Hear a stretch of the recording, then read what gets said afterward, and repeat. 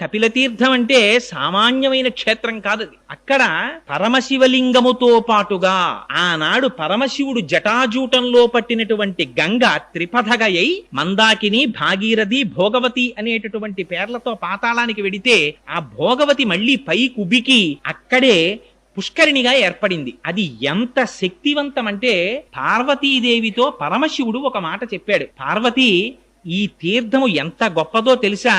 ఇది సాక్షాత్తుగా కార్తీక మాసంలో ఏ ఏ రోజులు పరమ పవిత్రమైనటువంటి మనం భావిస్తామో, శనివారాలు, సోమవారాలు, నాగుల చవితి, పౌర్ణిమ, ఏకాదశి, ద్వాదశి మొదలైనటువంటి తిథులలో మధ్యాహ్నం 12 గంటల నుంచి 12 గంటల 10 నిమిషాల వరకు ప్రతి రోజు కూడా 3 లోకములలో ఉండేటటువంటి సమస్త పరమ పావనమైనటువంటి తీర్థములన్నీ వచ్చి అక్కడ చేరుతాయిట ఆ పుష్కరిణిలోకి. ఆ తీర్థములో స్నానం చేస్తే ఎంతటి వారికి కూడా శరీరమునకు పట్టిన